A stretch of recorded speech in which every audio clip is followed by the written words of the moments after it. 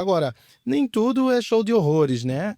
Há também os benefícios desse negócio aí. Quais são os benefícios práticos para quem quer fazer uso? Acho que a maioria das pessoas não são atletas, mas que querem, por exemplo, eu, um cara de 46 anos, se eu tiver com minhas taxas ok e tal, vale a pena dar um up aí de testosterona para voltar um pouco a ser papai? Ou quais são os benefícios? Aí falando de benefícios, os benefícios hoje com todo o aparato que a ciência traz por trás de ganho muscular, força, resistência, esse aparato de essa facilidade para comprar suplemento hoje, que antes a gente na nossa época de atleta falar de Animal Pack, falar da creatina, era um negócio que era tido um presente de Natal, né? E aí, o que é que tem de benefício hoje para o ser humano, que é aí o comum? E quais são os exames, por exemplo, de uma pessoa que treina regularmente, vamos falar assim, um executivo, uma pessoa que treina regularmente e quer realmente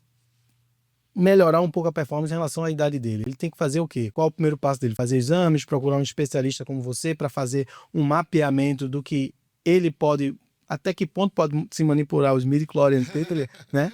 Hoje você tem equipes multidisciplinares, né? Então, em um ambiente perfeito, né, controlado de temperatura, pressão, etc., você tendo realmente um especialista, né, voltado para ciência do esporte, que pode realmente estar monitorando essa parte de carga, treinamento, isso aí, junto com mais dois outros profissionais, que seria um endocrinologista, né, ou um médico do esporte, né, especializado em medicina do esporte, junto com um nutricionista ou um nutrólogo, para poder ver quais são as necessidades desse indivíduo. Então, normalmente é o básico mesmo, já está dizendo que é básico, que são, antes de tudo, o hemograma, aquele hemograma nosso completo, que vê leucócitos, né, células vermelhas, células brancas, e a parte hormonal, que normalmente vem aí a testosterona, T3, T4, são os hormônios da tireoide, TSH, LH, a parte renal e hepática, que são as TGO, TGP, bilirrubina, fosfatase alcalina. Isso aí chegou num médico esportivo, né? Eu quero fazer um check-up, etc. Eu quero tomar hormônio, não é bem assim. Bom, às vezes a pessoa pode ter realmente uma certa baixa, né, hormonal, e isso vai ter consequências, claro, no humor, no peso, enfim, até no sono, e às vezes não. E aí é que vai entrar que entra esses profissionais juntos para ver até que ponto realmente há necessidade de se fazer uma manipulação, né, ou um manipulado mesmo, com hormônio, com vitamina, com alguns minerais, né? Então pode fazer realmente um manipulado para esta pessoa. A ortomolecular faz isso muito bem também, né? Então hoje não adianta se dar, não tem como você realmente procurar, realmente buscar ajuda. Vou utilizar, mas vamos, né? É o que a gente coloca, fique do lado seguro da ponte, porque você controlar realmente não tem como você controlar a sua reação, né? Mas há condições de você monitorar, acompanhar, né? Realmente é uma paciente, você está sendo, né, monitorado e acompanhado.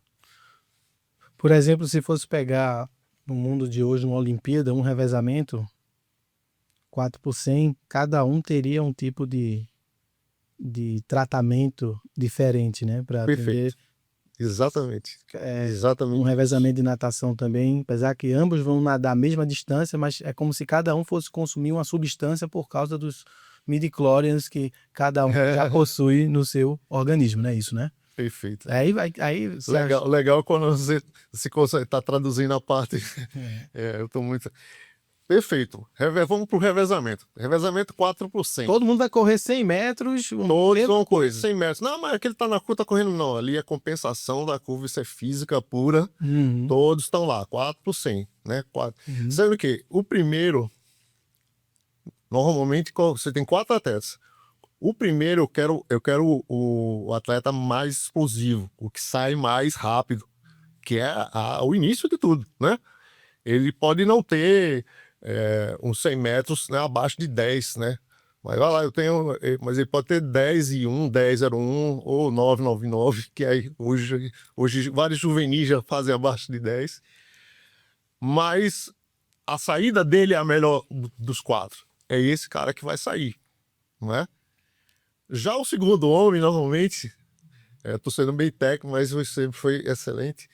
Ele precisa ser muito rápido também. Todos os 4 têm que ser rápidos, mas ele precisa ter uma constância de velocidade, uma manutenção de velocidade excelente, porque ele vai pegar o bastão em movimento e vai passar em movimento. Normalmente é o homem, inclusive, até mais forte, é o segundo homem, né, que a gente fala do revezamento. Já o terceiro homem vai correr curva, recebe e passa. Esse tem que ser um excepcional na curva, né? Tem que ser excepcional na curva, né? E nem todos velocistas correm bem curva. Curva normalmente corre muito bem quem faz os 200 metros ou os 400, ou o raso. Então esse homem tem que ser impecável na curva, porque ele recebe na curva em movimento, ele não sai, né? E entrega também em movimento. E o último homem, esse tem que ser justamente o de chegada, aquele que chega bem, que desenvolve. Ele pode não ter uma saída muito boa, mas ele demora a atingir sua velocidade máxima, seu top speed lá, mas ele consegue mantê-la até o fim. Então, para cada tipo de atleta, se eu tenho um treinamento diferente para cada um deles, é interessante ver que tipo de substância eu posso utilizar em cada um deles, né? Porque, de repente, um está fazendo um trabalho mais de explosão, o outro está fazendo um trabalho de resistência de velocidade, e assim por diante. Então, assim, você só vai utilizar isso como pessoas que fazem força, explosão. Não. Existem pessoas que correm 5.000 metros e fazem uso de hormônio. Nossa, mas o cara... Mas como? Aí é esse que está no universo, por isso que a gente colocou o nome mundo anabólico.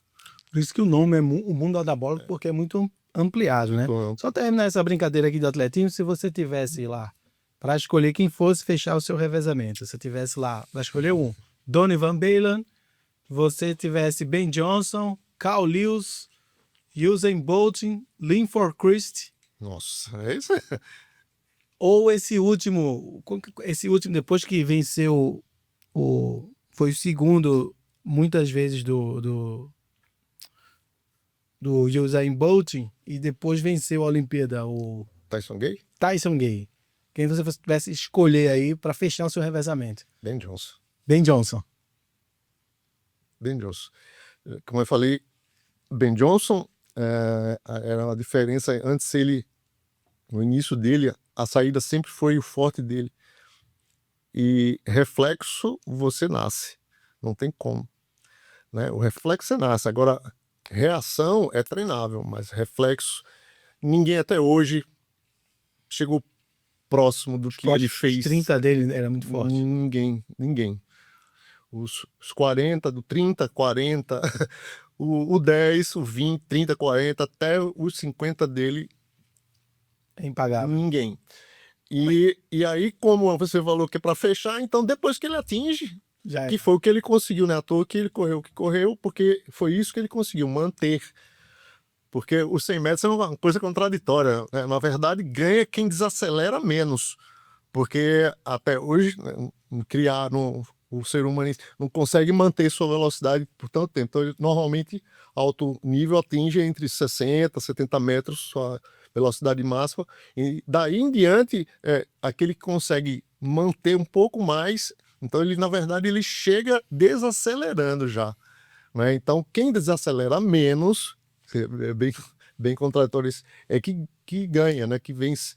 E o Ben Johnson conseguiu fazer isso muito bem, né? Como é que você explica o Usain Bolt, esse fenômeno? Que ele sai mal pra caramba, sai atrás de todo mundo e passa todo mundo dos 60 a 70 metros e depois solta o final. Como é que você explica essa aberração da natureza? Não tem segredo, não. O Usain Bolt não tem muito segredo. Como o Usain Bolt, até com os tempos, tudo muito bom, é bonito de ver, mas eu não vejo nenhum fenômeno como se coloca tanto ele. Como a gente já vem acompanhando, né, principalmente eu sou suspeito porque eu vim no atletismo, então é o que eu mais uso como exemplo, e também eu acredito que é o exemplo que todo mundo conhece, né? 100 metros da Olimpíada, 100 metros, eu pode comparar ele ao próprio Carl Lewis. Carl Lewis tinha as mesmas características do Ben Johnson. As mesmas. Saída boa, mas boa para alto rendimento não é bom. Tem que ser excepcional. A gente está falando de alto rendimento, né? Ele demora a atingir a velocidade máxima. Em parte, isso é bom, né? Pode ser até excelente se a saída for boa. Como no caso não sempre foi a característica do Carl Lewis. Igualmente foi assim foi o próprio Usain Bolt, que veio dos 400 metros para os 200 e para os 100. Quer dizer, o Usain Bolt, inclusive, foi campeão mundial dos 400 metros. Mas o atleta precisa gostar do que faz, né? Então, ele foi para 200 e 100. Até ele chegar nos 100, numa saída que realmente ele pudesse estar quase, né? Conseguisse recuperar, levou um certo tempo. Né? À toa que 4 anos antes dele aparecer, ele estava segundo, terceiro sempre. E quem estava na frente era exatamente o Tyson Gay. Sempre ganhando ele. Segundo, terceiro, com aquele mesmo biótipo, alto, daquela mesma forma. O que aconteceu? Mais treino. Claro, hoje até as pistas estão correndo sozinhas, né? E ele se especializou 100, 200. Então, não é à toa que os 200 metros dele é muito mais forte do que os 100.